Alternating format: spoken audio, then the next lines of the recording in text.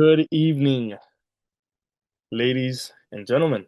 It is currently 4:31 p.m., 16:31 p.m., which means the market has officially closed. Remember, I am Central Time. So this week, guys, I had my best trading week of the year. And I know the year just started. It is only January 23rd.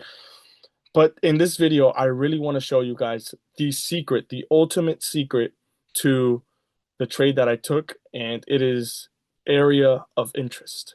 What is an area of interest? Areas of interest are areas of support and resistance. The way I like to think about it is support is, for example, when you're trying to lift yourself up, right? You need support to lift yourself up. When we're talking about resistance, imagine you're at the bottom and you're literally having to push something up. That, my friends, is resistance. So areas of interest are areas of support and resistance in the markets. In order to have a very valid area of interest, you need to look at the weekly time frame and the daily time frame. Why? Because the weekly time frame and the daily time frames both have more validity than any other hourly time frame or than any other minute time frame. Am I saying that you can't make money off of a 4 hour area of interest? Of course you can. But I'm just saying I would much rather take a position in the market that has more validity, that carries more force. So this, guys, was the trade that I took. It was NZD CHF. I mean, sorry, USD CHF. NZD CHF I could have taken, but I missed out on. And I could have actually held this. As you can see, the market closed. I could have actually held this for a 129.58. So almost for a 1 to 10. But I did not decide to do that. I decided to close at a humble 1 to 2.4. I took my profits and I was fine with it because I don't have to be greedy with my profits. Now, analyzing the market, we see that it has a lowest point in history right now. So I was literally part of history. I'm glad. Um, so this is the weekly time frame right here.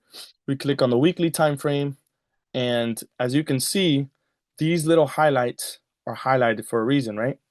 So, for example, let me show you a weekly area of interest. A very valid weekly area of interest would be this area right here. So, for example, you could clearly just put this here, or actually, let's not confuse you guys. An area of interest, you can mark it off with a box, mark it off around here, and carry it throughout.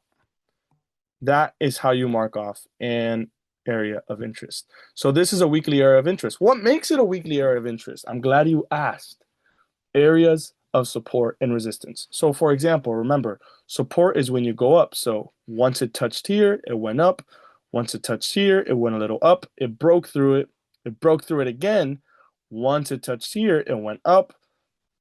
Right here, also had a reaction. Right here, we see resistance. So once it reached this level, it came down.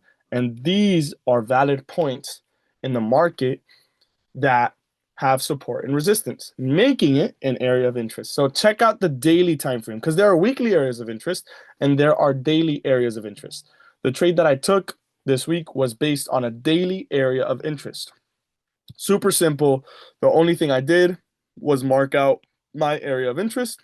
So as you can see, I used the black line, but I really just guide myself off of this rectangle here. What is it called? I think it is called just the rectangle. Yep. Rectangle tool down here, as you can see.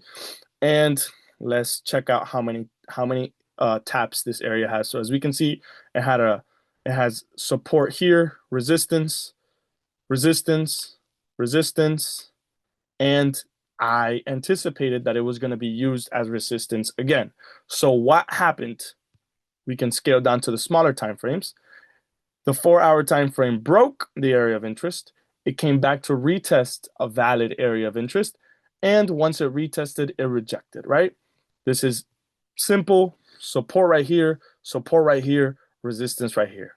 So this is the secret as to why I was able to capitalize. I scaled on to a smaller time frame like the 30-minute. Once I saw the 30-minute shift of structure right here, I hopped in and that gave me a 1 to 2.04 area risk to reward, which is a positive risk to reward. I'll be doing a video on risk management soon, so you guys could see that. But that's basically it. That's the secret to having a valid area of interest. Look for the weekly time frame and the daily time frame and mark off different zones that you see support and resistance in them. Also, I just want to warn you guys, when you're doing something like a weekly area of interest, like the one I marked off here, when you scale down to the daily time frame, you see this is the weekly area of interest. Look at how much reaction the daily time frame has from this. It has way more reaction. It has way more action than the weekly. Why? Because 7 days, you need 7 candlesticks, or in this case, is the forex market. So you need 5 candlesticks to make one weekly candlestick. So look at how much reaction there is from this area on the daily time frame. That's why. So you start off with the big time frames, you hop down to the smaller time frames, and you take your trade. Daily, weekly areas of interest, best 10 out of 10. And that's how we were able to have our best trading day of the year so far. Like and subscribe, and I'll see you for the next video.